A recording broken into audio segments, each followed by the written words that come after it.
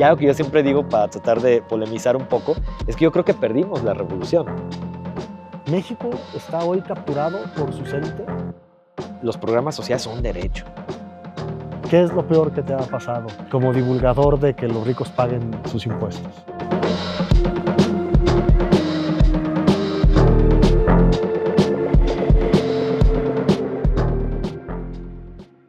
Max Jaramillo, bienvenido al estudio. Muchas gracias por la invitación, Alberto, y un gusto estar aquí para platicar. Oye, pues nos aventamos tu libro de Pobres porque quieren. Ahorita le entramos sabrosamente a la plática, pero un poquito quiero dar un contexto de quién es nuestro invitado el día de hoy para poder iniciar esta plática que viene siendo un poquito como una consecuencia del episodio anterior. Tuvimos a Carlos Brown, quien lo mencionas en este libro, ¿no? De parte de Oxfam México. Y bueno, el tema de la desigualdad en un país como este, vamos, yo creo que no hay un tema más pertinente en el mundo y sobre todo en este momento histórico en México como para seguirlo abordando y desmenuzando. Bueno, ¿quién es Max Jaramillo? Es académico y activista tapatío, doctor en sociología por el Colegio de México, economista y maestro en ciencias sociales por la Universidad de Guadalajara, donde actualmente es profesor investigador en la División de Estudios Políticos y Sociales. Premio Nacional de Periodismo 2022 y Premio Nacional de Políticas Públicas 2024. Miembro del Sistema Nacional de Investigadores del 2021 y actualmente nivel 1. Senior Atlantic Fellow del Instituto Internacional de Desigualdades de la London School of Economics. Es cofundador y codirector del Instituto de Estudios sobre la Desigualdad y del proyecto de divulgación Gatitos contra la Desigualdad, que ahorita vamos a platicar también un buen rato de este proyecto. En la Universidad de Guadalajara coordina el Observatorio de Desigualdades, trabajó como director de estadística en el Evalúa CDMX y ha realizado consultorías para la UNICEF, Innocenti, Coneval, CEPAL, Banco Mundial y la Organización Internacional del Trabajo. También es profesor de asignatura en el ITESO y anteriormente fue profesor en el Colegio de México y la UACM. En 2024 publicó el libro Pobres porque quieren, mitos de la desigualdad y la meritocracia con Editorial Grijalvo. Max, muy bienvenido al estudio. Que bueno, un poquito ya te hemos platicado, ¿no? La idea de este espacio es poder entrevistar a nuestros profesores de la División de Estudios Políticos y Sociales y sobre todo poder, a través de sus obras, conocer los temas de investigación que están abordando y poder profundizar de una manera más relajada, en un formato más coloquial, temas de interés y sobre todo de divulgación científica en estos casos. Entonces, si quieres, entramos en materia, ¿no? Pobres porque quieren, ¿no? Max Jaramillo, Editorial Grijalvo. Hiciste un libro que trata de desmitificar 7 mitos que han existido a lo largo de la historia en México y que abordas uno por uno. Los quiero nombrar rápidamente nada más para poder entrar en materia. Mito número 1, los pobres son pobres porque quieren. 2, con esfuerzo y talento cualquiera puede ser millonario. 3, el patriarcado y el racismo no existen, se trata de clasismo. Mito número 4, la educación te sacará de pobre. Mito número 5, los jóvenes prefieren no tener vivienda. Ojo. Mito número 6, los programas sociales hacen dependientes del gobierno a sus beneficiarios. Y mito número 7, los pobres no pagan impuestos. Un poquito empezamos con el punto número 1, que es los pobres son pobres porque quieren. Haces en las primeras páginas del libro, Max, das un dato contundente. En este mundo existen, según el Banco Mundial, 600 millones de personas viviendo en la pobreza. Y con datos estadísticos demuestras que hay suficiente dinero para que ninguna persona en este planeta, con un buen nivel de redistribución, no exista ningún pobre. ¿Cómo llegas a estas conclusiones? ¿De dónde te empezaste a interesar? ¿Haces un postulado desde dónde hablas, desde dónde escribes este libro? Un poquito, ¿dónde te vino la idea de escribir Pobres porque quieren? Claro que sí, y bueno, otra vez muchas gracias por la invitación, y me gusta mucho que empieces con ese dato, porque me parece que es parte vertebral de la columna que, digamos, de la crítica que se hace en el libro, que es La desigualdad, al final de cuentas, es una consecuencia de decisiones que tomamos las personas, pero además producimos lo suficiente como humanidad para que nadie viva en pobreza. Y es tal cual el dato que estás diciendo. Si repartimos, por ejemplo, ahorita decías a nivel mundial, pero si nos enfocamos en México, el PIB per cápita, que es este dato que muestra lo que anualmente producimos entre toda la población, el PIB per cápita por persona, digamos, eso, sí, eso significa per cápita, es suficiente para que esté por encima de la línea de pobreza anual, obviamente. Entonces, ¿qué es lo que está detrás de esa desigualdad? Lo que decimos es, el país produce lo suficiente para que nadie viva en pobreza, pero vivimos con altos índices de pobreza y al mismo tiempo con algunas pocas personas que acaparan muchísimo, ¿no? Entonces, siempre lo que digo es que México no es un país pobre, es un país desigual. Y si existe pobreza es justo porque hay una mala redistribución de la riqueza que creamos, del valor de lo que creamos, y pues no por nada México está en el tercer, cuarto lugar de los países más desiguales del mundo, dependiendo la clasificación y el indicador. Pero entonces lo que me parece que de alguna manera se critica en ese capítulo es que esa pobreza que en realidad estamos diciendo es un tema de distribución, de cómo decidimos políticamente distribuir las cosas, pues se atribuye a, digamos, a comportamientos individuales. Y eso es, me parece lo más criticable, porque esa es justo es, digamos, la justificación por la cual dicen, pues si existen pobres es porque, como bien decías, digamos, porque quieren, porque no le echan ganas, no trabajan lo suficiente, no se educan, no hacen lo que deberían, no emprenden. Ahora está muy El emprendurismo. el emprendurismo o también la narrativa de la innovación, ¿no? No son innovadores, pronto nos van a decir que porque no saben usar la inteligencia artificial son pobres, pero al final de cuentas lo que podemos ver es que existe esa pobreza, pues porque hay personas que acaparan lo que producimos entre todas y eso es, pues, si nos vamos a hace 150 años, eso es lo que le llaman la explotación, ¿no? Es cómo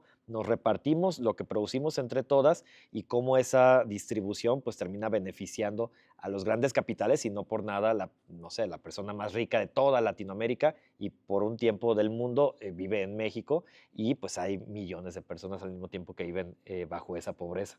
A mí me gustó muchísimo que abordas este tema tan serio académicamente, con datos duros, haces un manejo estadístico, con un buen manejo de fuentes sólidas, ¿no?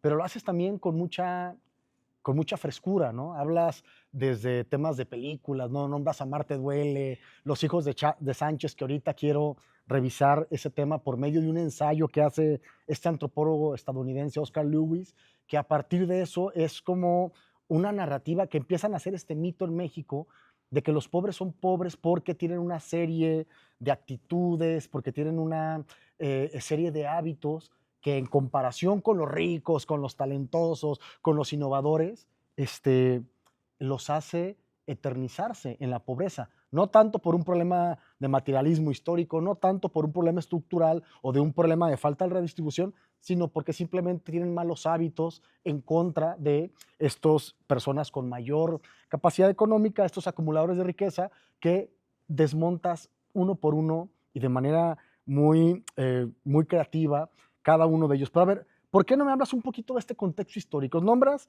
el tema de la cultura de la pobreza, acerca de este antropólogo, y haces también una revisión desde el cambio en el modelo económico del feudalismo al capitalismo, que es un momento histórico importantísimo en la humanidad, que incluso Marx lo retoma como una parte de superación, como esta parte de la historia dialéctica, ¿no? De superación de las contradicciones anteriores de los hombres, nombras esta parte de llega el capitalismo superando el feudalismo y hay unas leyes que nacen a través de esto. Y nombras específicamente el caso de las Poor Laws o las leyes de los pobres nacidas en el siglo XVI en Inglaterra, en Reino Unido, donde fue la revolución industrial. ¿Puedes ahondar un poquito para que podamos explicar y que nuestros observadores de este programa puedan entender más un poquito de estas dinámicas de por qué tenemos estas leyes tan desiguales desde que se inventó, desde que hubo la revolución industrial? Claro que sí. Y aprovecho también para mencionar un poco lo que decías hace un momento sobre que sí, el libro trata de hacer eso que dices, divulgación, digamos, trata de hablar con un lenguaje muy ameno y también siempre lo digo porque no sé hablar con otro lenguaje. La verdad es que también si quisiera hacerlo tal vez mucho más técnico, académico, no me podría salir. Pero en algunas partes sí que, lo voy a decir con estas palabras, sí que se ñoñea mucho y se profundiza mucho en algunos procesos o aspectos de lo que se está analizando. Una de estas es esta revisión histórica, digamos, le llamarían algunas académicas o académicos de la economía política de la pobreza, o nuestros colegas jubilados del CUCH, Enrique Valencia y Carlos Barba, le Claro. llamarían la cuestión social. Digamos, cómo la cuestión social entiende la pobreza y genera relaciones con esa pobreza, ¿no? Tanto de regulación como de atención a la pobreza.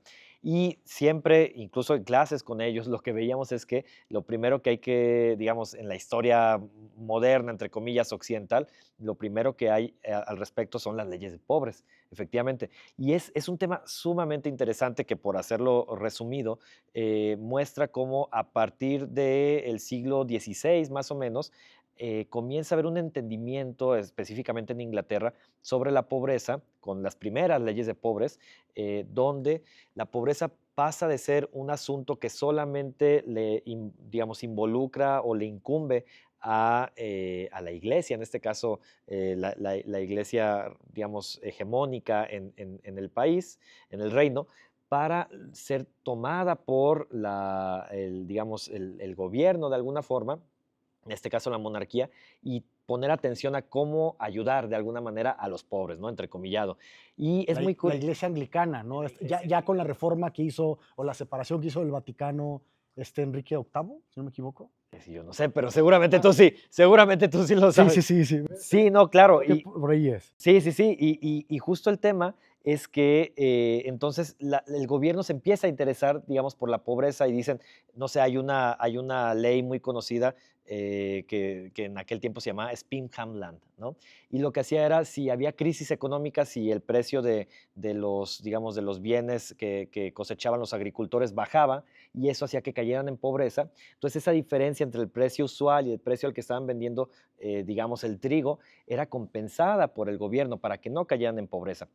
Total que había un entendimiento de la pobreza donde había atención por parte del gobierno, pero luego esto cambia. Efectivamente, en 1834 hay una reforma muy famosa de las leyes de pobres en los albores de una segunda etapa de la revolución industrial, donde lo que pasa ahí es, dicen, pues en realidad esto de que el gobierno se haga cargo de alguna manera de los pobres, tal vez no debería ser así.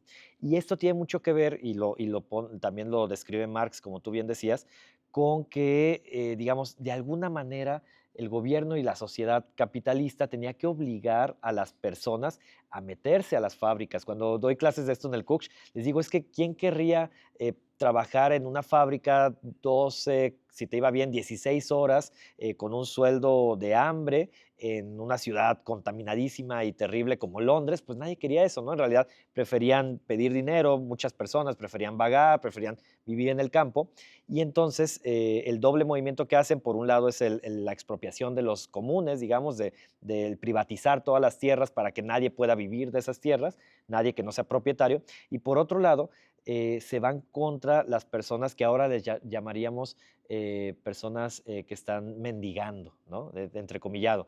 Y estas personas que no están trabajando y que están buscando alguna forma de vivir no asalariada, pues son el enemigo de la sociedad y es el enemigo, digamos, es la razón por la cual cambian las leyes de pobres y dicen, cualquier persona que esté pidiendo dinero se va a esto que le llamaban en aquel tiempo las casas de trabajo, las workhouses, y que a diferencia de lo que en español conocemos como los hospicios, que eran las poor houses, a diferencia de ahí donde de alguna manera te atendían y el gobierno te ayudaba en algo, acá si te veían, digamos, no trabajando y pidiendo dinero, pues te obligaban a trabajos forzosos mucho más, digamos, cansados y sí, cansados y terribles que lo que era una fábrica de siglo XIX, que ya de entrada eran terribles, y de esa manera, de alguna manera, buscaban que las personas prefirieran mejor irse a trabajar a alguna línea, en alguna en alguna manufacturera o en alguna empresa. Entonces, el cambio en esta época lo que hace es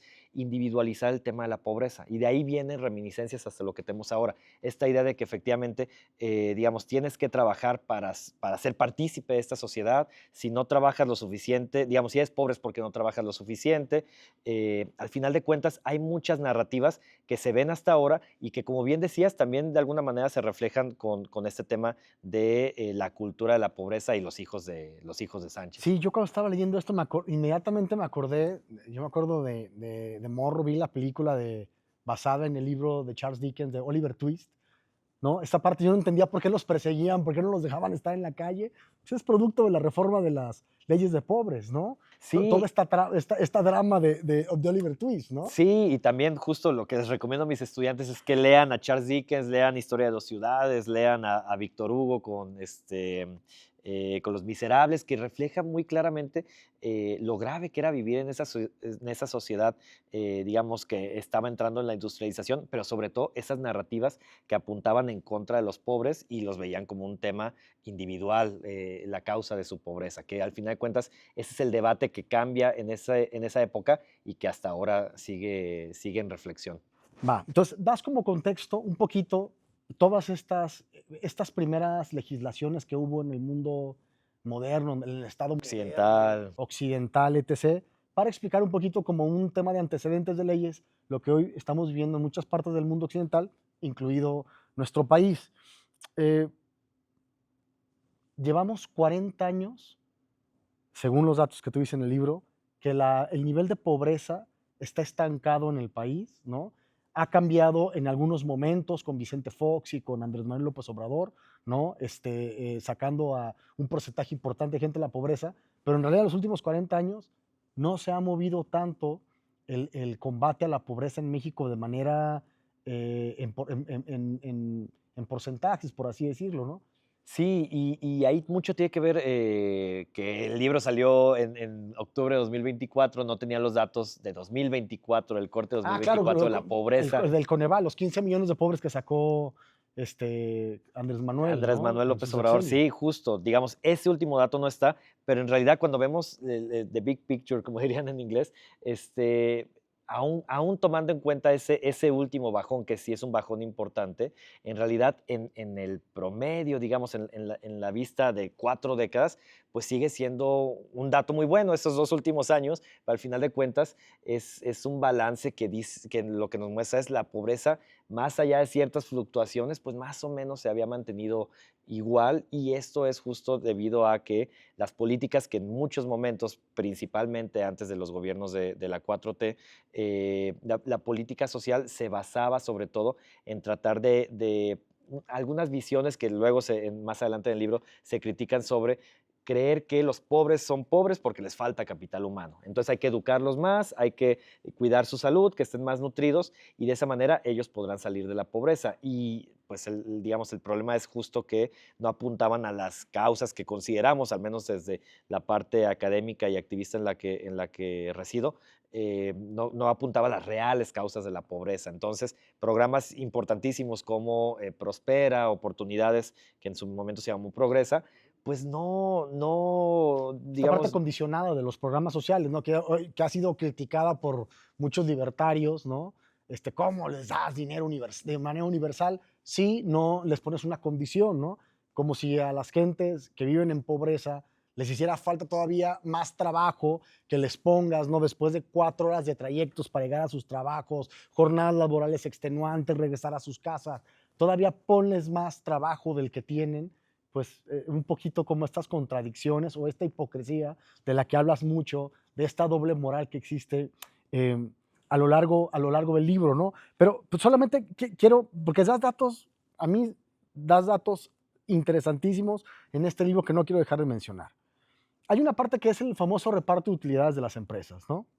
Que es del excedente de capital, de lo que ganan, se reparte, ¿qué porcentaje se reparte?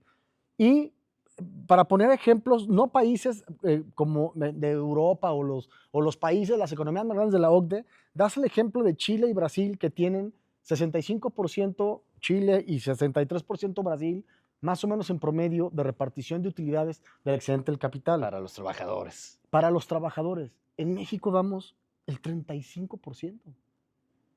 Ya de entrada, como se reparte el pastel o la pizza, lo que queramos pensar entre los capitalistas y los trabajadores, en México es ya la clave del el entender La cómo se acumulación. reproduce esa desigualdad y cómo se acumula la riqueza en las élites, efectivamente. Por ejemplo, otro dato interesante, tenemos de salario promedio en México de 12,218 pesos, pero el 10% de la población tiene un salario promedio de 110,000 pesos, cuando las personas más pobres reciben pues prácticamente migajas de estas últimas cifras. Pues te da cuenta de por qué México, según cuando lo escribiste, era el séptimo país más desigual del mundo.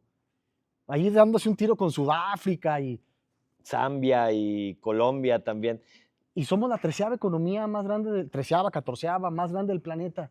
¿Cómo, ahora sí, cómo llegamos aquí, Max? ¿Por qué pasó todo esto? Sí, y yo creo que la clave, como lo estás diciendo ahorita, es el cómo se distribuye esas ganancias, digamos, que genera el trabajo de las personas, porque aparte también otra cosa que damos en clase en Cookshy, que es un debate que los economistas y la economía política ha luchado durante mucho tiempo, es quién crea el valor, ¿no? Y desde este lado, pues dicen, el valor lo crea el trabajo, ¿no? Es la teoría del valor trabajo, aunque pues obviamente habrá personas que dicen que el valor lo crean los empresarios porque arriesgan el capital. Pero el punto es justo que en realidad la posición de México en términos de cómo se distribuye ese pastel, esas ganancias, es de las peores a nivel mundial.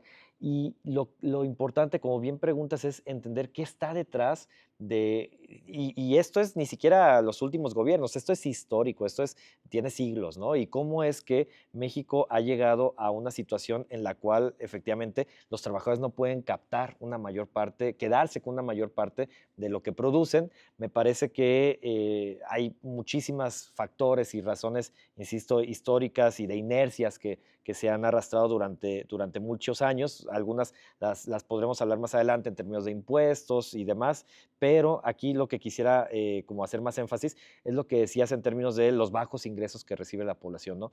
Y los bajos ingresos que durante muchos años se pagaron incluso en términos del salario mínimo, ¿no? Y creo que esa es otra de las cosas que están empezando a cambiar y se está empezando a ver, digamos, ahí sí una transformación trascendental al respecto.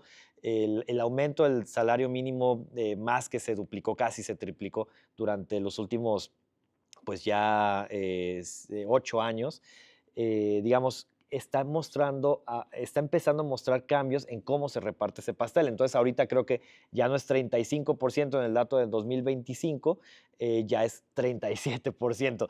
No es la gran ganancia, pero pues empieza a verse la tendencia en el cambio. Y entonces, eso muestra que al final de cuentas, la pobreza tan lacerante con la que se vive en el país, tanto en trabajo formal como en el conocido como informal, en cualquier caso, tiene mucho que ver con lo poco que los empresarios valoran el trabajo de las personas. Y eso me parece importante decirlo de esa manera, ya no solo la forma legal, sino de verdad hay muchas personas que se quejan, de empresarios que se quejan, por ejemplo, ahora con la jornada de 40 horas, que nomás no quieren aceptar la jornada de 40 horas, dicen que sus negocios van a ser inviables. Y yo digo, bueno, entonces, si tu idea de negocio no puede ser un negocio viable, dejando que solo trabajen 40 horas tus trabajadores, significa que tal vez no es una idea innovadora o que estás trayendo algo increíble al mundo, sino que estás obteniendo ganancias a partir de la explotación, de que tengan que trabajar un montón por el mismo salario. Y eso mismo pasa con los salarios bajos. Al final de cuentas, estos empresarios muchas veces no innovan, siguiendo esa conversación que tanto se mueve, ya decíamos hace un momento, o digamos, no invierten más en cómo mejorar los procesos, la productividad famosa, porque lo que pueden hacer es contratar trabajadores, pagarles poco, que trabajen muchísimo y de todos modos, si se quieren ir, pues va a llegar otro que tenga más hambre probablemente y le van a seguir pagando poco. Eso esa parte de la explotación, yo creo que es la base más fuerte detrás de estas desigualdades que bien preguntabas ahorita. Y además lo importante, pues que nos lo venden como con una narrativa de que pues es un tema individual, como bien decías, de hábitos y de entendimientos erróneos sobre la vida y que por eso no salen de la pobreza. Tuvimos aparte es un buen amigo tuyo, a Carlos Brown, en el episodio anterior aquí, y le preguntamos, cuál fue el organismo internacional que nos hizo la gran recomendación de congelar los salarios de los mexicanos durante prácticamente más de 3 décadas, impuesto, y de limitar la inversión pública, ¿no? Nos decía el Fondo Monetario Internacional, ¿no? En esta parte donde la soberanía de los países se ve afectada por esos organismos creados con un enforcement del imperio que tenemos aquí de vecino, ¿no? Y que al final paró los salarios de los trabajadores mexicanos durante más de 30 años, ¿no? Que a través del gobierno de Andrés Manuel López Obrador, 2018, se ha ido o han recuperado los niveles, según este último informe que sacó Oxfam, se han recuperado los niveles que teníamos en los años 80 Los años del 80. salario, recuperado hasta los años 80. ¿Cuánto falta por crecer para poder restituir el nivel de ingreso que las personas más pobres en este país o los trabajadores de este país tuvieran que tener como mínima cancha, ¿no? Y haces una tesis para cerrar este capítulo, que es la captura política de las élites en países con mayor desigualdad es prácticamente una sentencia. ¿México está hoy capturado por sus élites? O sea, hablaste de las 48, de la reducción de 48 40 horas en el libro, que hoy ya resolvieron en el Congreso la reducción, pero no los 2 días de descanso obligatorios, ¿no? En este país las élites pueden cambiar las leyes y las políticas para que siga siendo tan desigual. Creo que la pregunta queda muy ad hoc con el contexto que estás dando de las 40 horas y que ya parte de eso ya no se alcanzó a poner en el libro porque es muy actual y tiene todo que ver con lo que conversaban en la última ocasión con Carlos Brown y con el informe de Oligarquía o Democracia, porque podemos ver muy claramente cómo había iniciativas desde personas dentro de Morena o partidos cercanos a Morena que sí proponían los 2 días de descanso, pero claramente hubo una negociación, un estire y afloje, donde, a ver, hay algunas personas que se tratan de centrar en lo bueno, y a veces eso es válido, y decir, bueno, pues sí, no se lograron los 2 días, pero al menos vamos a tener 40 horas en 2030, y si no lo hubiera hecho Morena, seguramente no lo hubiera hecho ni el PAN, ni el PRI, ni los otros partidos, ¿no?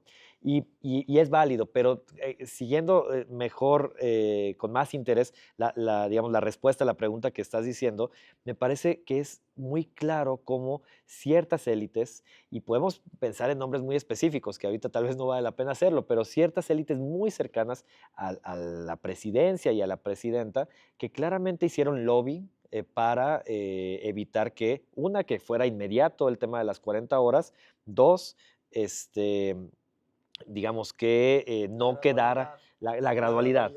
La gradualidad es uno, el otro es el tema justo que no queden los 2 días. Y sí, tal vez en muchos casos, incluso tal vez la mayoría, no lo podemos saber ahora, sí esas 40 horas en 2030 implicarán 2 días de descanso, pero no en todos. Y ese no en todos seguramente será en los trabajos más precarizados formales y pues desgraciadamente ahí no se vio por ellos. Y además en la misma, digamos, en los cambios que hubo tanto constitucional como en la Ley Federal del Trabajo, hay otros cambios que de repente no han sido tan analizados popularmente en términos de redefiniciones de quién es el patrón, con un cambio de vocabulario, redefiniciones de qué es una jornada de trabajo, donde te dicen ya no es cuando esté el trabajador disponible para el empleador, sino cuando el trabajador esté siguiendo actividades específicas que el empleador le dio. Y eso de repente, digamos, ahí puede haber, al parecer hubo una negociación donde los empresarios dijeron, ok, 40 horas 2030, pero dame esto, esto y esto. Y esa negociación, digamos, solo puede ser posible en un país donde el gobierno le debe mucho a los empresarios, como seguramente, no digo que este gobierno específico, sino como seguramente ha sido el caso histórico en México, y además un país donde los empresarios tienen un poder descomunal. Y es parte tanto de lo que se dice en ese capítulo como lo que dice incluso el informe de Oxfam, que seguramente platicaban con Carlos Brown, que pues esa riqueza descomunal que tienen los supermillonarios en México equivale a un poder descomunal que puede ser tanto un poder de negociación como un poder de veto. Y seguramente por muchos años fue un veto a subir no van a subir los salarios mínimos, está cancelado eso, no van a reducir las 40 horas y digamos un poder una forma poderosísima de negociar desde las élites empresariales y obviamente aquí los trabajadores pues no son tomados en cuenta y no están en la escena para nada. Bueno, ¿te parece que entremos al mito número 2? Sí, Mito número 2 de Max Jaramillo en Pobres porque quieren. Cualquiera puede ser millonario. Y como un poquito lo platicábamos, tú haces uso de memes, desde Gatitos contra la Desigualdad, de TikToks, ves muchos YouTubers, muchos podcasteros y hablas de los Billionaires Coaching, ¿no? De este coaching de los millonarios con este gran personaje que es Carlos el Máster Muñoz, ¿no? Que digo, yo creo que muchas personas lo conocen por este tipo de autoayuda para que pueda salir de la pobreza, ¿no? Con todos estos mitos de los que hablas en todo el libro, que prácticamente lo que se dedica es a reforzarlos, ¿no? Digo, yo me acuerdo mucho de él, el debate que tuvo con Diego Rusarín, que prácticamente en una hora despedazó toda pues sus posiciones muy tramposas, ¿no? Para poder sí ponerle un pie y estigmatizar a los de abajo, ¿no? Y con un poquito, con este, con este entitlement del que hablas tú, ¿no? De ver a los de abajo hacia abajo, ¿no? Pero un poquito, ¿por qué no nos hablas de todo este tema? Todo tu libro es una crítica a la meritocracia, ¿no? Como estos fundadoras de estos mitos. ¿Cómo fue que abordaste el tema de los Billionaire Coaching, del Club de las 5 de la mañana?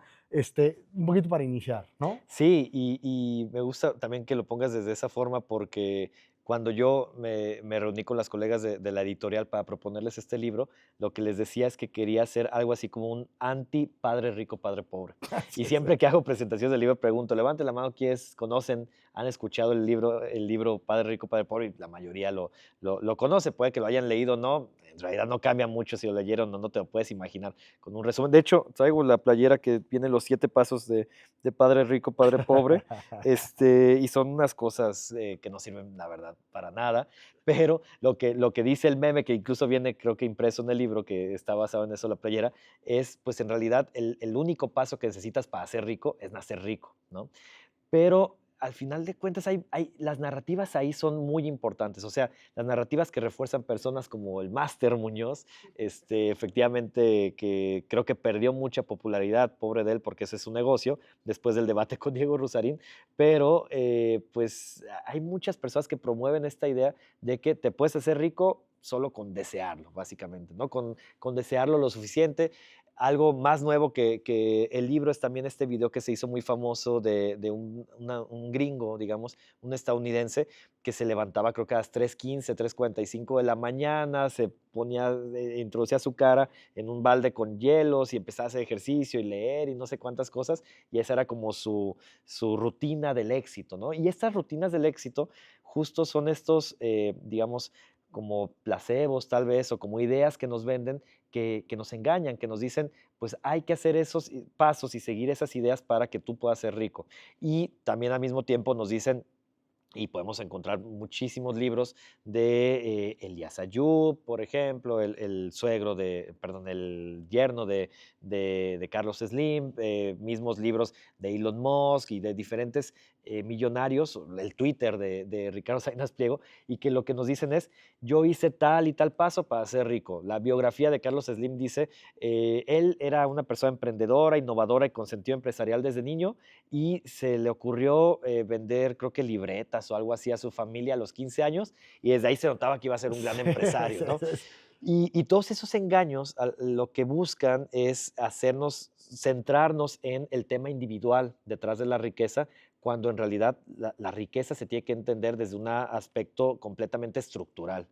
Ahí los datos que se ponen en ese capítulo, bueno, y eso es el Billionaire Coaching, pues son esas narrativas que te refuerzan esta idea individualista y meritocrática, efectivamente, de la riqueza. Y lo que se pone ahí como datos para darle la vuelta es, pues en realidad en México, con la lista que está ahí en el libro de Forbes, de multimillonarios, que me parece que lo más actual es 2024, 2023, pues de ahí básicamente 2 de cada 3, incluso creo que un porcentaje mayor, son herederos de grandes fortunas, de grandes dinastías, y digamos, profundizo en algunos casos, que esas dinastías tienen algunas desde el porfiriato. O sea, imagínate que tu familia es millonaria y es riquísima desde el porfiriato, pasó una revolución, pasó el cardenismo, Sí, pasó el neoliberalismo, pero también pasó ya la 4T, y tú aún sigues siendo la persona más rica de una de las personas más ricas de México, y te jactas en decir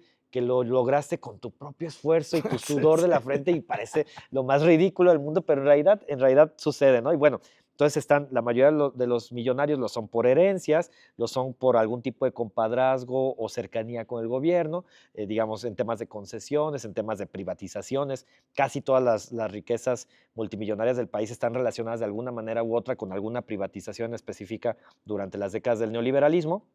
La otra, digamos, la otra causa importante es este tema de operar en mercados con poca competencia, digamos, o monopolios. Varias de estas empresas de los más ricos fueron monopolios únicos durante muchísimos años, y pues de ahí que podían poner el precio que querían y generar las ganancias que quisieran.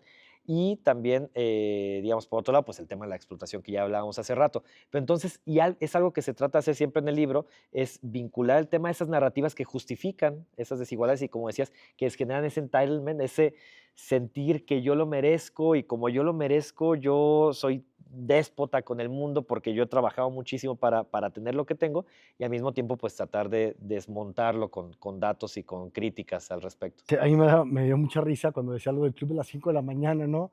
Como diciendo, brother, ¿sabes cuántas personas se levantan a las 4, 4:30? No para hacer yoga, sino para poder Alcanzar. alistarse, hacerse de su desayuno, su comida, trasladarse 2, 3, 4 horas en servicios de transporte público para llegar a sus trabajos así. No mames, Mis no, estudiantes del Cook que por llegan levantados a supuesto, las ¿no? 5 de la mañana o antes para poder Para llegar a poder las llegar 7, a a veces a las tiempo a 8. sus clases, ¿no? Como todos, hay una comediante, no me acuerdo el nombre, lo ponemos en el video, una comediante, creo que chilanga, que dice ahora resulta, lo que era de pobres ahorita está de moda, ¿no? Dice, el comer carne todos los días, dice, era de pobres, ¿no? Hipsters han copiado cosas que nosotros los pobres ya hacíamos desde hace un chingo de tiempo, güey. Que vivan más de 6 personas en un solo cuarto. Ahora le llaman roomies, güey, no chinguen. No comer carne. Era de pobres. Como un montón de cosas que hoy tener roomies, ¿no? Como estos, Sí, hablando de la parte cuando entremos a hablar del housing y todo esto, de que a los jóvenes no les gusta tener casa propia. No, o sea, no les interesa, dicen. ¿cuántos años tiene que trabajar una persona, un joven en este país para poder comprar una casa? Lo tasabas tú en 5, sí. 2005, que necesitaban 70 años de trabajo, y en 2022 iba en 120 años, y dices que ahorita ya casi iba en 150 Ya, años. O básicamente. sea, como estos mitos tontos, torpezones, ¿no? Pero que la llevan diciendo las élites muchísimo tiempo para evitar cambios trascendentales en las reformas a las leyes y en políticas más igualitarias y políticas públicas que puedan redistribuir la riqueza, ¿no? Sí, me daba, leyendo tu libro, me da mucho coraje y mucha risa a la vez, Al mismo tiempo. al mismo tiempo, ¿no? Este, por ejemplo, en el tema de revisionismo histórico, no revisionismo histórico, ese recuento histórico, me gustó mucho la historia que haces de México, por ejemplo, de cuánto tiempo, después de haber vivido todo el tiempo la conquista, la colonia, etc., a partir de la Constitución de Apatzingán, ¿no? En 1821 para adelante, cómo pasaron un montón de cosas que nos seguimos metiendo el pie históricamente, tratando de hacer estas reformas liberales, por ejemplo, de la reforma, ¿no? Hablas de la ley Lerdo, la ley de desamortización, que era el tema de la secularización de la propiedad, ¿no? Esta ley de reforma de Lerdo, de Benito Juárez, etc. ¿Nos puedes hablar un poquito de esta crítica que haces histórica, pasando desde la crítica que hacen en el plan de Ayala, Emiliano Zapata, a esta traición que le llaman de Francisco y Madero, hasta la parte donde ya hacían un reparto de tierras por el mismo plan de Ayala, pero que se logra hasta Lázaro Cárdenas? Esta parte más interesantísima es un recuento histórico de estas luchas que hemos intentado hacer o que se han hecho en el país y que al final han sido tropezones tras tropezones que siguen hasta la actualidad, ¿no? Sí, y digamos, justo el entrar a eso es como adaptar un poco, incluso lo que hablábamos hace rato, estas reformas de 1834, las leyes de pobres en Reino Unido, cómo eso se termina adaptando en México, en estas reformas liberales. Y es muy interesante porque yo en la primaria me acuerdo que pues leía cómo Benito Juárez era como nuestro máximo héroe, y después darme cuenta que esas reformas liberales, en realidad, pues sí, liberales versus conservadores, pues claro que preferíamos a los liberales, pero cuando entendemos que en realidad esos liberales eran, por ejemplo, antisocialistas y anticomunistas, con toda esta Primera Internacional y todo lo que estaba pasando con estos movimientos obreros en el mundo, lo que vemos es que lo que terminó sucediendo con estas reformas, específicamente la que dices, que es la ley Lerdo, me parece, pues lo que sucedió es, le quitaron la propiedad comunal, que hablábamos hace rato de Inglaterra, sobre todo a los pueblos indígenas. Y no podemos entender, y ese capítulo donde se habla de esta parte es el capítulo de racismo, ¿no? No podemos entender la forma en la que viven los pueblos indígenas actualmente completamente desposeídas, sin entender cómo hace no mucho, hace 150 años, con un México independiente, con una persona en los gobiernos de personas que admiramos y que hace unos días acabamos de celebrar su natalicio, pues en realidad les quitaron los bienes que tenían, y de repente, de un día para otro, ya eran pobres porque ya no tenían esos bienes comunes de los cuales vivían, y ahora también bajo esta idea capitalista, industrialización que todavía no llegaba a México y demás, pues ahora se tenían que poner a trabajar de manera asalariada, cuando por siglos estos pueblos habían vivido pues más bien de lo que tenían cerca y de lo que producían de manera comunal. Entonces, esas leyes lo que terminan haciendo es desposeer a los indígenas, luego se da cómo esas tierras se empiezan a acumular en el porfiriato. Por ahí traigo el dato que ahorita no recuerdo específicamente, pero está en el libro, de cómo hay un latifundista, que esto también lo aprendimos en primaria, ¿no? Lo horrible que eran los latifundistas, cómo acumulaban tantas tierras, que tenía en suma un latifundio que su territorio creo que equivalía al estado de Sonora o Chihuahua, no me acuerdo qué cosa, pero es increíble creer que alguien podía acumular tanto, como ahora también sucede. Y efectivamente, pues de ahí vienen estas luchas, digamos, campesinas, como la de Zapata, tal vez no campesinas, pero digamos, sí, de alguna manera más de izquierda, como la de Villa, que de alguna forma se contraponen en la revolución con posiciones como las de Madero, Carranza y Obregón. Y algo que yo siempre digo para tratar de polemizar un poco, es que yo creo que perdimos la revolución. De hecho, o sea, yo algo que también me gusta ¿Haces tu preguntarle, revisionismo hago mi histórico? revisionismo histórico, ahí Sí, sí, sí, sí, sí. y algo que les pregunto a mis estudiantes es de qué iba el plan de Ayala, ¿no? El plan de Emiliano Zapata, y que para los zapatistas, digamos, que seguían a Zapata, no al EZLN, era casi como un manifiesto comunista en términos del plan de Ayala, y era repartir esa cosa acumulada que estaba, y que en aquel momento llegó a ser, digamos, muy posible de triunfar, de ganar esa idea. Efectivamente, no ganaron ellos, no ganó esa facción, ganó la constitucionalista, estuvo la Constitución de 1917, un poco trayendo ideas también, es realidad, de los zapatistas y de los movimientos que no ganaron. Y efectivamente, con Lázaro Cárdenas se hace patente una mayor distribución de tierras, que sigue durante muchos años. En el priismo hay muchos años en los que se reparten tierras, pero la realidad es que nunca llega a ese nivel de distribución como se luchaba digamos, en la revolución. Y pues luego se da la posibilidad de que se deshagan los ejidos con la Con reforma neoliberal, Salinas de y otra vez Gortari, ¿no? estamos con esta acumulación y acumulación de tierras que nos regresa a la situación de 1910. Pero es muy interesante entender cómo nos enseñan en la primaria que la situación del porfirismo era gravísima en términos de desigualdad, y no dista tanto de lo que vivimos ahora, pero ahora nos dicen que pues la pobreza, el pobre es pobre porque quiere, y el rico es porque chambea un montón y vendía libretitas desde los 14 años, y nadie tiene que buscar otra manera de modificar la situación social y la distribución de la riqueza y de las tierras en este caso.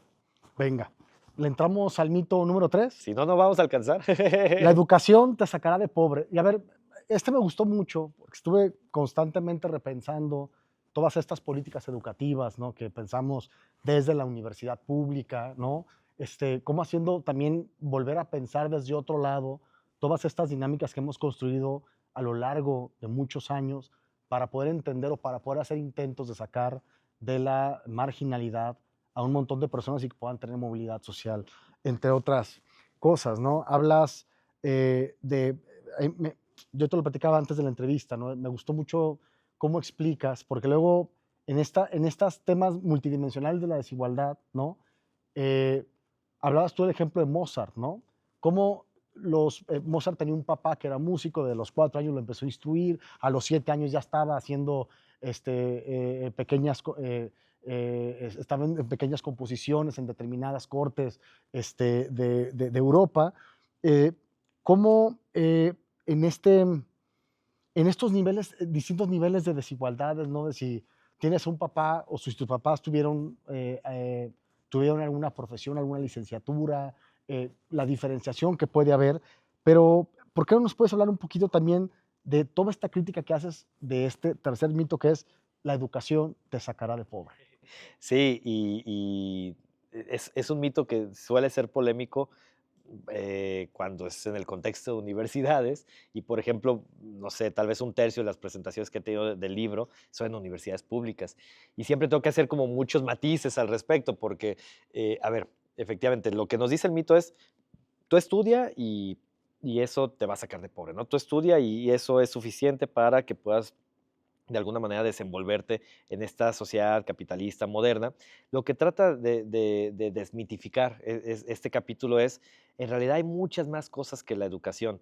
Y primero que nada, tal vez un tema importante es entender que la educación, decía mi profesor Julio Volvinic, es un bien relacional. ¿Qué significa eso? Que pues en un mundo, tal vez en 1950, 40, donde todo el mundo, todas las personas tenían cuando mucho primaria, pues tal vez tener una educación preparatoria ya te da una gran ventaja, pero digamos, es un bien que depende de cuánta educación tiene el resto de la sociedad y ahora que sube y sube el nivel educativo de la población en México y que cada vez hay un mayor porcentaje de personas que tienen, no sé, estudios de licenciatura o similares, pues una credencial educativa de licenciatura no vale tanto como valía en 1980. Eso es ahora sí que casi que pura oferta y demanda en términos economicistas, ¿no?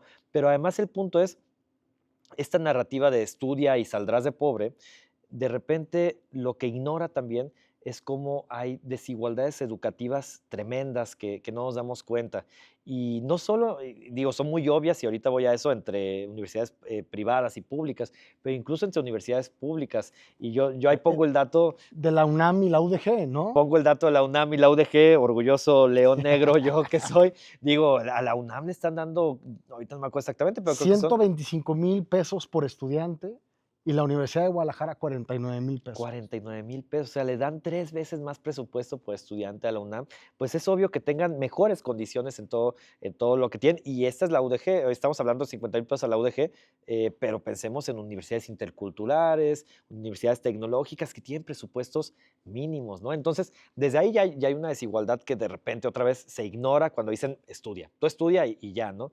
Y también está el tema de las universidades privadas, y ahí vienen muchos datos porque incluso, digamos, tengo un montón de datos en ese capítulo porque estábamos junto con otros colegas escribiendo un libro sobre desigualdad, meritocracia en educación superior.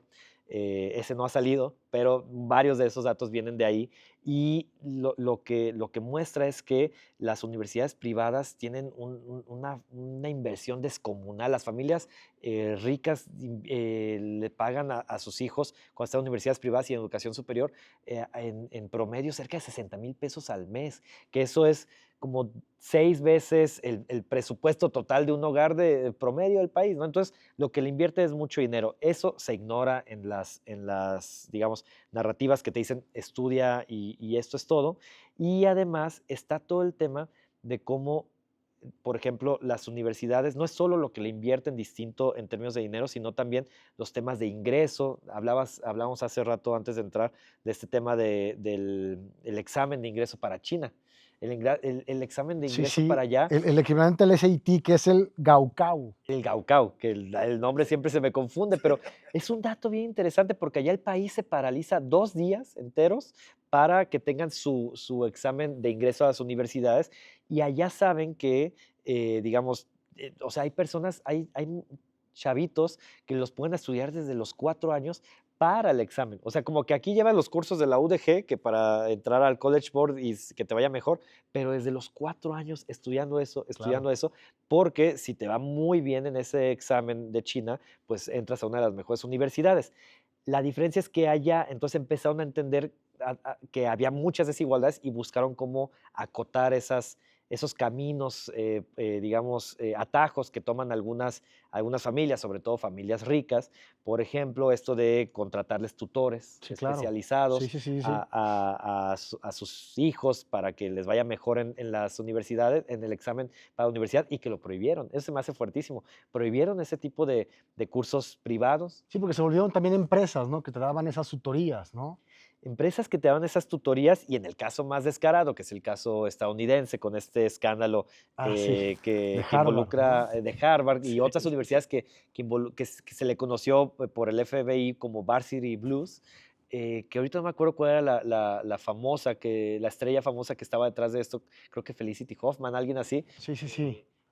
Sí, que es una trampa para poder darle una vuelta. O sea, hay muchas trampas que se pueden hacer para poder entrar a universidades Ivy League en Estados Unidos, ¿no?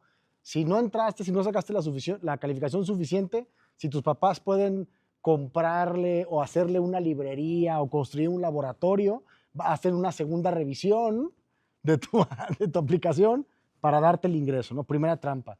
Las otras trampas eran que creo que por medio de los coaches, de los entrenadores de las selecciones deportivas, pues a un cuate que no tenía ningún talento en básquetbol, ¿no? Pero, pero por medio de un soborno lo entraban por la selección de este entrenador y entonces le daban la vuelta a la aplicación del examen, ¿no?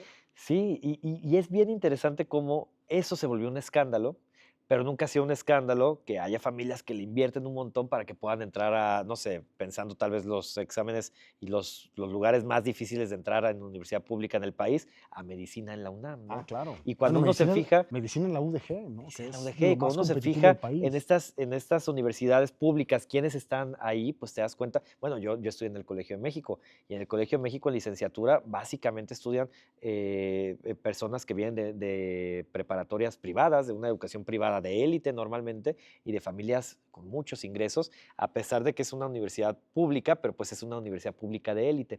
Entonces, digamos, curioso que hay ciertas cosas que sí se ven como legítimas, invertirle mucho dinero a tu hijo para que pueda tener una mejor educación, y entendido de que esa mejor educación va a equivaler a que se haga rico de alguna manera o que le vaya mejor en la vida, y estas trampas que se hicieron famosas en Estados Unidos, pues efectivamente son mal vistas. Entonces nos muestra cómo en realidad hay un sistema muy desigual en términos educativos, y con esto cierro, que de alguna manera vuelve legítimas esas desigualdades previas, desigualdades de origen, entran al sistema educativo y al más rico le termina yendo mejor, y salen del sistema educativo como desigualdades legítimas. Dicen, pues es que, ¿cómo no le va a ir, cómo no quieres que te gane el empleo esta persona que estudió en Harvard o que estudió en una universidad privada, en el ITES o en el TEC, frente a alguien de la UDG? Sí, que estas universidades, las Ivy Leagues, incluso en México el ITAM, en la época neoliberal, ¿no? Y todavía. Conquistaban, o sea, en un tema de empleabilidad,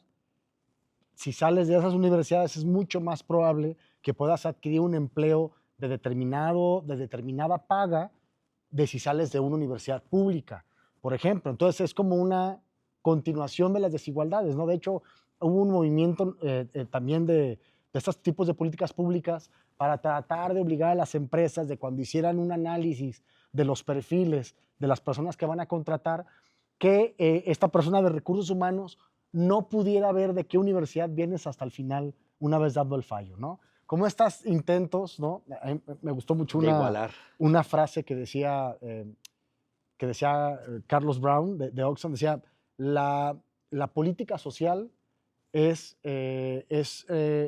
la política social es la cosa más poderosa para poder combatir temas de desigualdades estructurales, ¿no? O Sí. sea, un poquito como todas estas, la riqueza existe por este fallo de que no hay políticas públicas suficientes para regularla y para redistribuirla, Y ¿no? para redistribuirla. Y entonces, pues lo que sucede es que este sistema educativo legitima las desigualdades y luego nos dicen, pues todo bien, La cosa es que tú no estudiaste o quisiste estudiar en una universidad técnica o en la UDG y no te quisiste ir al ITAM o a Harvard y pues lo siento, por eso vives en pobreza. Entonces, un Claro. poco de ahí va la idea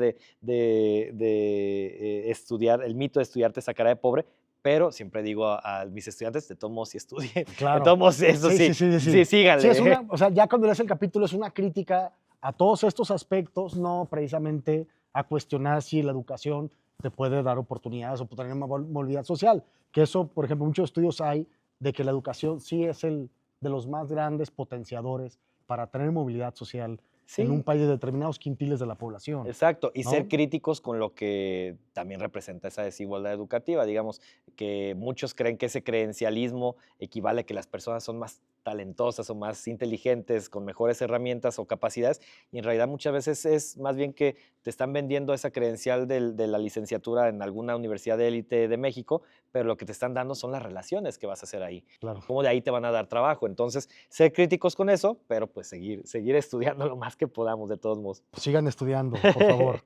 Bien, mito número 4. Este está increíble. Los jóvenes prefieren no tener vivienda.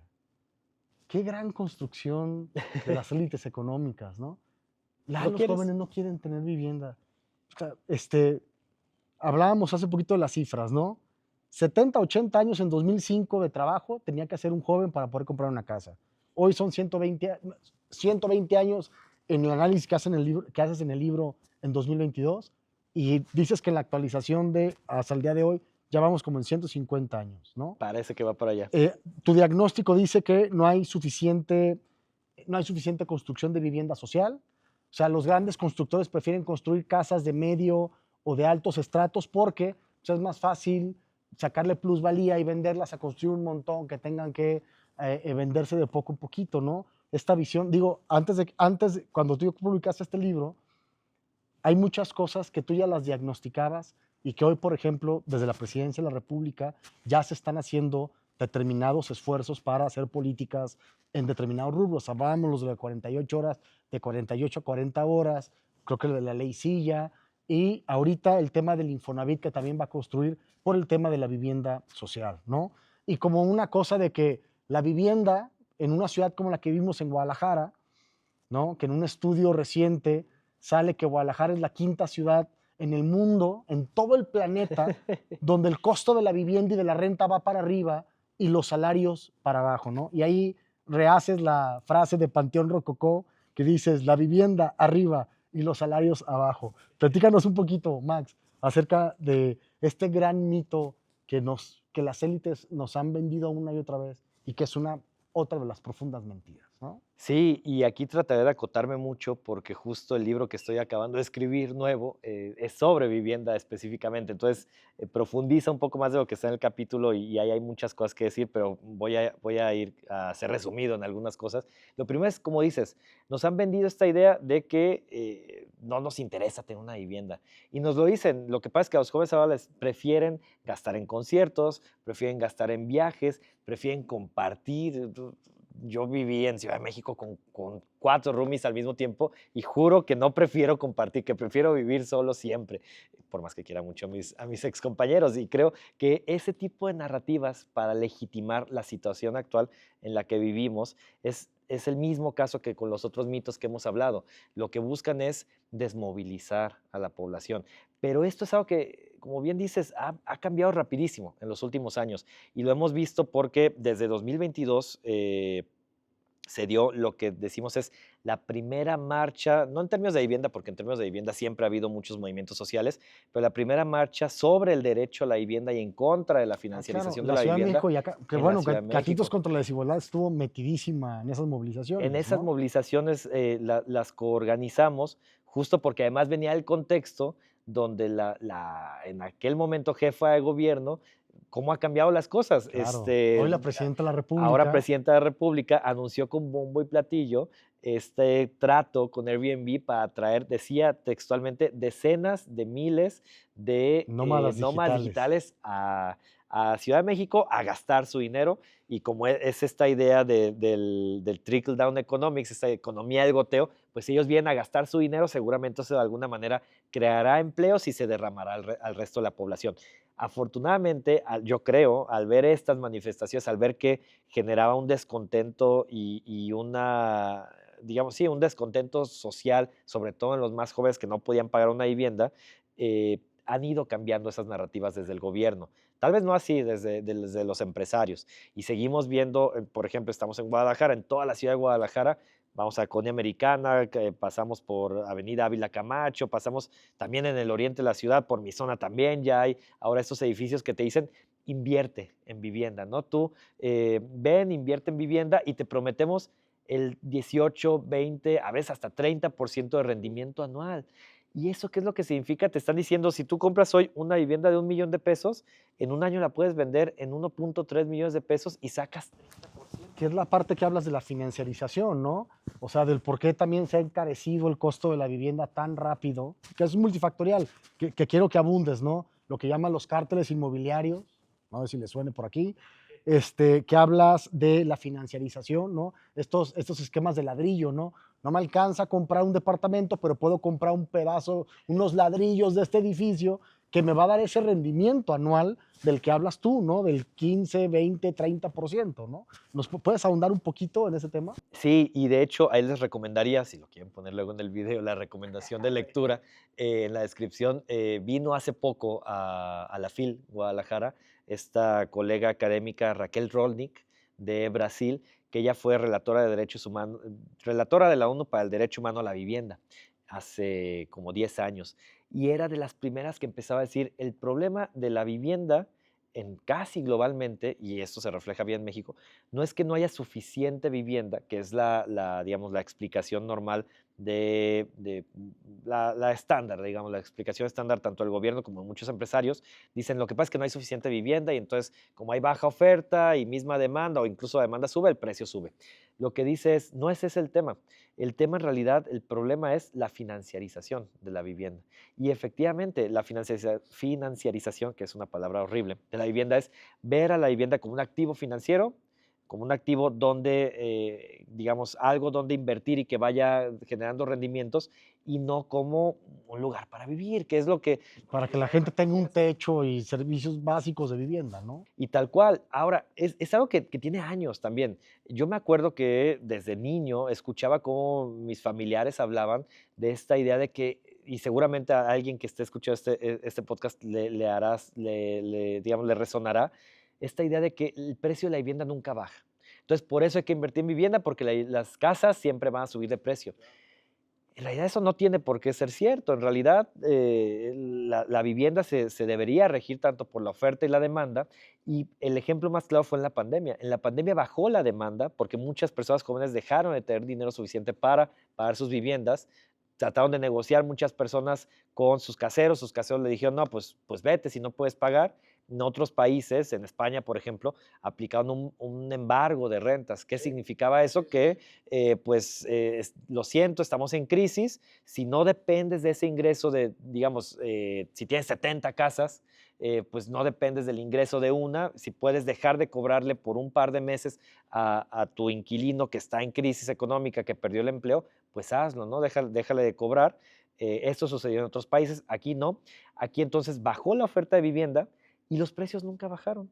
Lo que veíamos es que preferían los caseros tener sus departamentos con letrero de se renta 3 meses, 6 meses, un año, porque no dependen de ese ingreso y lo que no querían era que bajara el precio.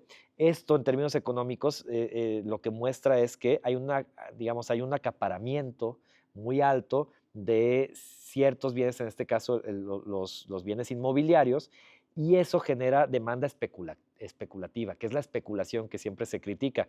Y el problema es que esa especulación con la que se trata de generar rendimientos más altos en las viviendas termina topando con pared en algún momento y en algún momento se van a dar cuenta que no hay suficientes personas que ganen 120,000 pesos en Guadalajara para comprar todos los departamentos que se están construyendo de millones de pesos. A mí me encanta que cuando voy a la universidad me topo con un edificio que están haciendo que todavía no empieza ni el primer piso, pero ya pasó de hace año y medio, porque le tomé foto, hace año y medio lo vendían el departamento de 30 metros cuadrados a 2.8 millones de pesos.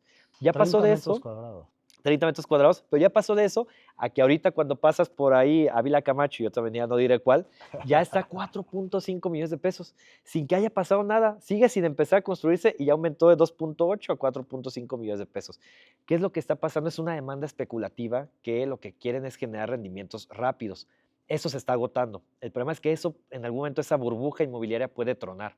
En China tronó hace como 2 o 3 años. Sí, Y, claro, y claro, como claro. ya no está habiendo. Evergarden, ¿cómo se llama? Sí. Exactamente. Y como ya no hay suficiente demanda especulativa, empieza esto que dices de me parece como la fase última de la financiarización de la vivienda, estos ladrillos, que pues no tienes para comprar un departamento, invertir en un departamento, dame 10,000 pesos y esos 10,000 pesos yo te regreso después tu rendimiento, pero eso muestra que en realidad ya no hay personas dispuestas a comprar esos departamentos y vivir en ellos.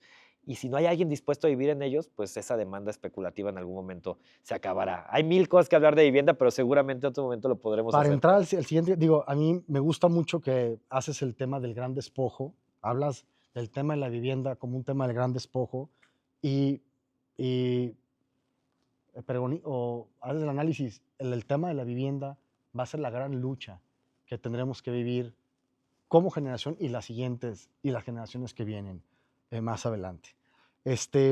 Los programas, quinto mito creo, los programas sociales hacen floja a la gente. No les des pescados, enséñales a pescar. No les des dinero, dales comida y trabajo. ¿Puedes no darme me, un poquito por ahí acerca de este mito que se creó acerca de que los programas sociales van a ser flojas a las personas que trabajan, que tienen 1 o 2 trabajos para poder subsistir al día? Claro que sí, y no me di cuenta qué hora, pero ese es el sexto, en realidad ya estamos en el penúltimo, ya casi. No me di Ya cuenta qué estamos hora en se el... me desfasó. Sí, sí, sí, A mí sí. se me van, pero ya casi acabamos, eso es lo bueno. Y no, El sexto, el perdón, sí, sexto, sí, el sí. sexto. Y lo que quería decir esta idea es lo que a mí me trajo, hace rato me preguntabas por qué empecé a estudiar esto, es lo que a mí me trajo a estudiar estos mitos de la meritocracia, porque yo en mi tesis doctoral trataba de ver qué era lo que los discursos que legitimaban que un programa social se viera como legítimo, justificable o no. Y entra este tema que decías, como desde estas ideas narrativas estigmatizantes de la pobreza, dicen no le des dinero a los pobres regalado, busca que darles, ahora le llaman de una manera más elegante, más fancy, le llaman corresponsabilidad, busca que los pobres tengan algo de corresponsabilidad con el gobierno porque pues ni modo que solo les regales porque se van a acostumbrar a vivir del gobierno. Eh, Hace un par de días tuvimos el Seminario Nacional de Política Social, que pueden consultar en las redes del CUCH y hay ponencias muy interesantes, pero una ponencia donde hablaban de mediciones de la pobreza y de programas sociales. Una colega, que en este caso fue en la sede de CUSEA, mencionaba, su pregunta era, eh, los programas sociales suenan muy bien, pero no acostumbrarán a los pobres a recibir dinero del gobierno y además no destruirán el espíritu emprendedor y empresarial que, Sí. que pueden tener los pobres. Sí, sí, sí, sí, Y, sí. y a ver, no es contra la persona que lo haya dicho, sino Mamadorcísimo, ¿no? El emprendurismo y la el innovación, ¿no? emprendurismo y la innovación. Y a ver, es algo que sí es muy usual, primero hay que decirlo, que es ahora sí casi que un dogma en todos lados, incluso en muchas universidades. Y lo que hay que decir es, en realidad, los programas sociales son un derecho, ¿no? O sea, lo que le da la vuelta a esto son un derecho. Hay ciertos programas sociales, en particular, por ejemplo, la pensión de adultos mayores en el país, en México, a partir de la 4T, que nos dicen lo mismo, es un derecho y todas las personas tienen derecho a recibirlo.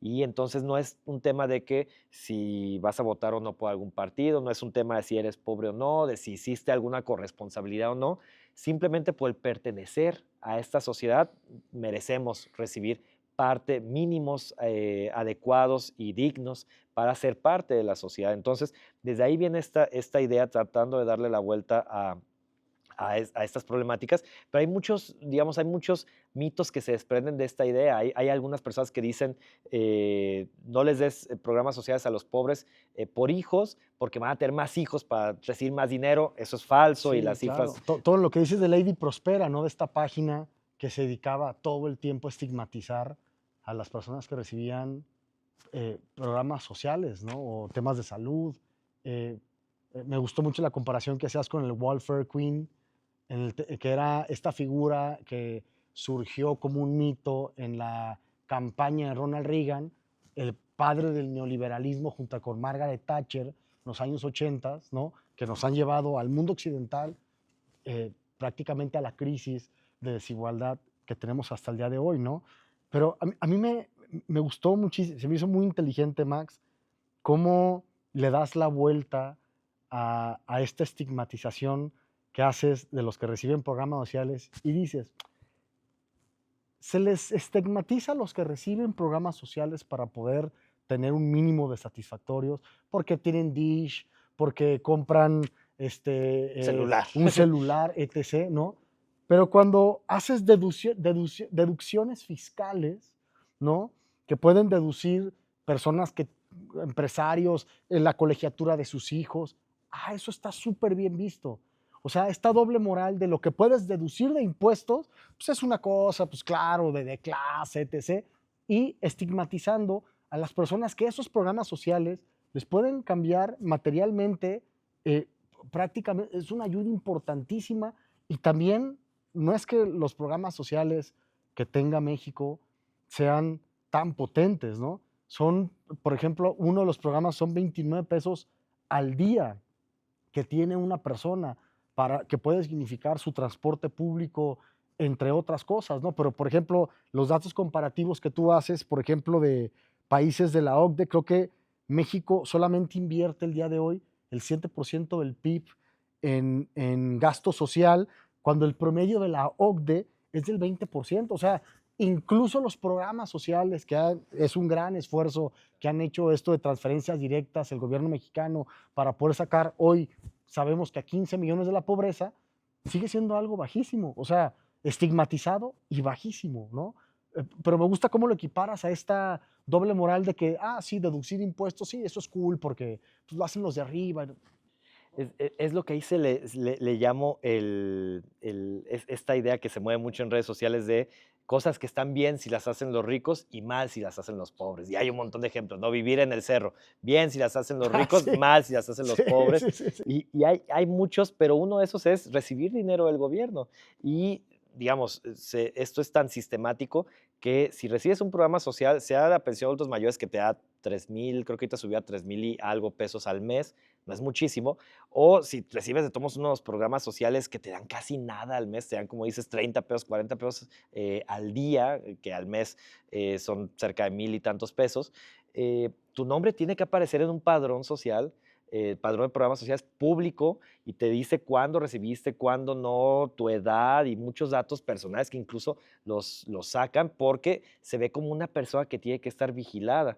Pero Cosa contraria a los que deducen fiscalmente, ¿no? los que deducen No podemos tener transparencia en México para saber quiénes son las personas o las empresas que se benefician que de se eso. benefician de la deducción de impuestos, ¿no? Sí. Que es un subsidio, es una transferencia que hace el Estado a privados y a particulares, ¿no? Sí. Ahí no está mal visto. Ahí no está mal visto. lo de abajo, Ahí no está mal visto. Y hay una lucha, digamos, me acuerdo que en 2019, incluso otra vez mi colega Carlos Brown estaba en ese momento en Fundar, y me parece que Entel y todos sus colegas de la institución lograron que se transparentaran los datos, creo que eran de 2013 a 2017, algo así, le llamaban de los privilegios fiscales. Todos los empresarios, la mayoría eran empresarios o políticos, que recibieron algún tipo de exención o deducción fiscal, pero son deducciones millonarias. Simplemente, ahorita no traigo el dato exacto, pero ahora que pagó su deuda, el principal deudor del SAT en México, Ricardo Salinas Pliego, le hicieron un descuentito. No me acuerdo el porcentaje, sé que es más del 10%, pero incluso pongamos que era de 10%, eso equivale o sea, el 10% que le descontaron de deuda a Salinas Pliego equivale al presupuesto de la Universidad de Guadalajara, no sé si por un año o por varios años, ¿no? De ese tamaño es lo que le estamos transfiriendo a los millonarios, pero efectivamente eso nadie lo cuestiona. Sí, lo que los contribuyentes les damos, los subsidiamos a los millonarios. Subsidiamos, porque al final de cuentas la idea sería que fuéramos a reglas no solo justas, sino progresivas, que es lo que lleva al siguiente y último capítulo y mito.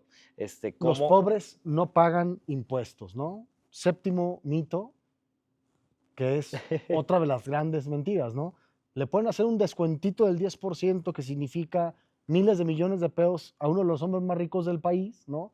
Pero los pobres, aún aunque estén en la informalidad, no dejan de pagar IVA. IVA que sí pueden deducir prácticamente las grandes empresas todos los días, ¿no? ¿Puedes abundar un poquito en este mito que hay? Yo me acuerdo que había por lo menos dos economistas, mujeres las dos, no voy a decir los nombres para no polemizar de más, que una hablaba de que la reforma fiscal era necesaria como ya para poder redistribuir, y otra que decía, no, es que el problema no es que tengamos que hacer una reforma fiscal, el gran problema es que la informalidad, hay muchísimas personas que no pagan impuestos en México y es por eso que tenemos esta falta de distribución. ¿Puedes ahondar un poquito en ese tema? Sí, claro que sí. Y justo está al final porque, digamos, es algo que tiene que ver, que siempre sale en las discusiones, siempre que se habla de cualquier cosa, mejorar el sistema educativo, mejorar el sistema de salud, crear un sistema de cuidados, dar mejores derechos a la población trabajadora, generar un seguro de desempleo. Siempre con lo que se topan para esas propuestas es no hay dinero suficiente. ¿Por qué no hay dinero suficiente? Porque México recauda poco, recauda cerca de 18% del PIB ahora en las últimas cifras. Antes de que empezara el sexenio de López Obrador era 16%, en 9 años ha movido 2%, que es casi nada.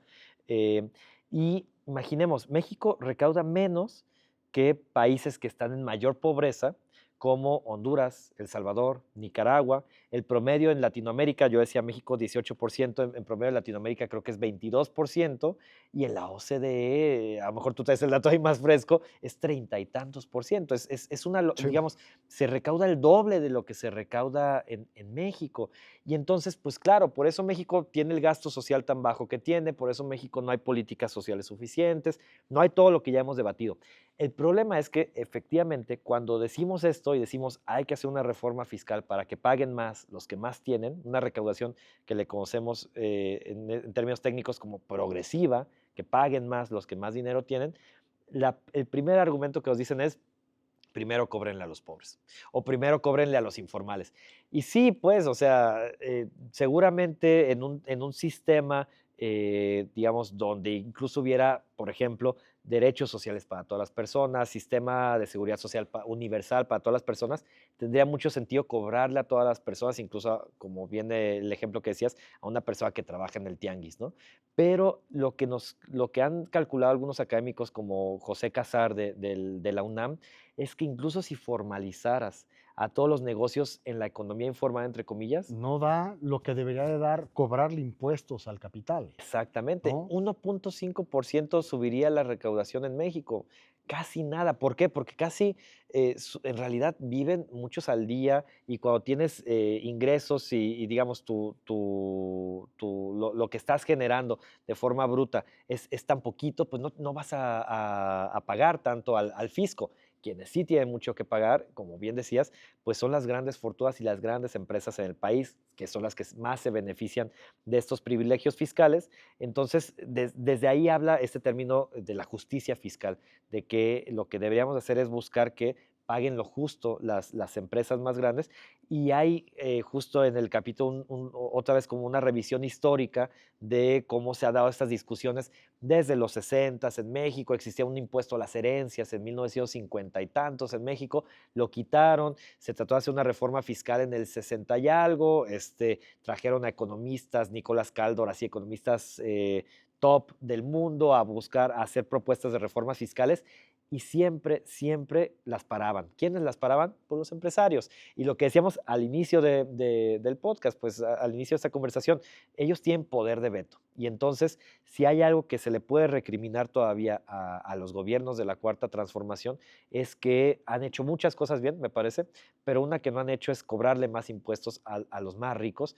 El caso del mayor deudor de México, ese es un caso positivo, sin duda, pero hay que transformar también las leyes de recaudación para que paguen más los que más tienen, para que haya una mayor redistribución también de los, digamos, con impuestos a la propiedad, como impuestos a la riqueza neta, impuestos a las herencias, impuestos al predial. El predial es uno de los impuestos más importantes en países como Estados Y Unidos. que menos se paga, ¿no? O que Menos se está muy paga bajo, ¿no? o está Y muy es bajo. responsabilidad de los municipios.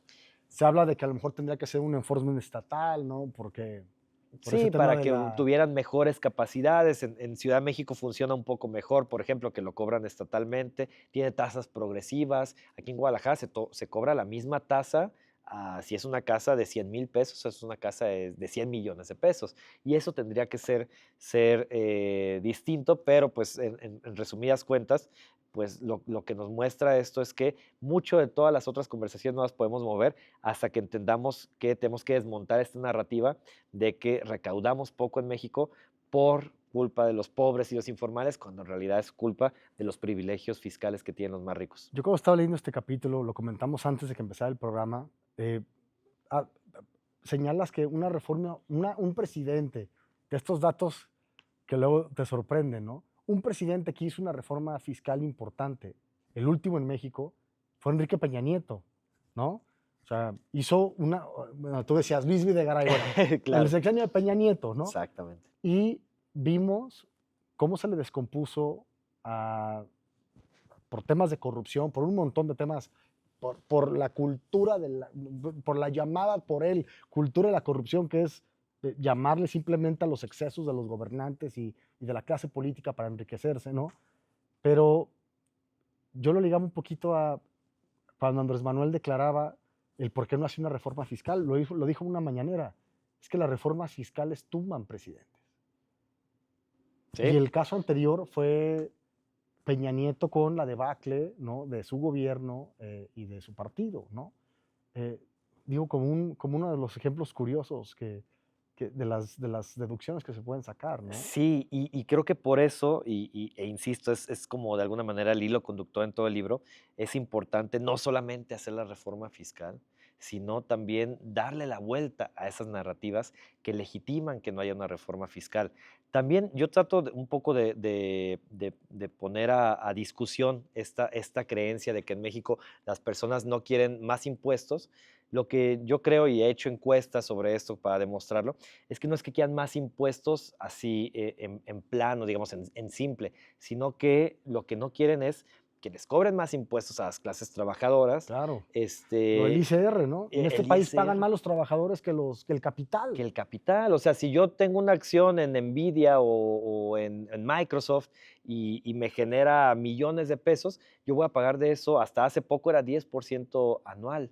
Que lo puso Peña Nieto, por Que cierto. lo puso Peña Nieto, que no existía antes, incluso antes no pagabas nada, imagínate, no pagabas nada. Pero un trabajador con salario, bueno, con salario mínimo no, porque la tasa del ISR es progresiva, pero un trabajador con salario promedio, digamos, que va en horario godín de las 8 horas, 48 horas hasta ahorita a la semana y demás, normalmente paga veintitantos por ciento de ISR, cuando alguien que sin hacer nada recibió ingresos por capital, por ganancias de capital millonarias, paga 10%.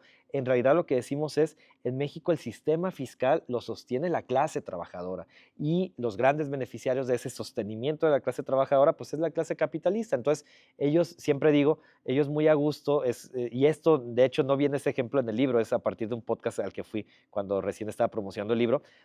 La clase rica en el país es como esta persona que va con otros 7 colegas a comer una pizza, digamos 10, y que la pizza se va a repartir en 10 para hacer más fácil las divisiones. Y esta persona se come de esa pizza en 10 rebanadas, se come 6 rebanadas de la pizza y dice, pues ¿sabes qué? Yo soy bien chido, yo voy a pagar no sé, por un tercio de la pizza, cuando en realidad, del costo de la pizza, cuando en realidad se comió más que eso. Eso es lo que hace actualmente la clase rica en el país. Sí que pagan más, digamos, un mayor porcentaje que otros deciles, por ejemplo, que el 10% más pobre de la población, por poner otro ejemplo, pero en realidad no pagan ni siquiera lo que se apropian de esos ingresos. Entonces, es un sistema fiscal injusto que termina beneficiando más a los más ricos y pues en perjuicio de la clase trabajadora. Oye, Max, ya para ir cerrando el programa, ¿no? Este ha sido uno de los programas más largos, ¿no? Creo que vale muchísimo la pena por la calidad del contenido que tienes en el libro que escribiste. Este, Tú tienes esta plataforma que se llama Gatitos contra la Desigualdad, que es, haces en tipos memes, ¿no? Vas desmontando los mitos de la meritocracia, un poquito lo que haces en el libro, pero vas dando datos acerca de lo injusto que es el sistema fiscal, la redistribución del poder, etc. En el libro dijiste, sentiste los embates del capital, de los dueños del dinero, con tu labor.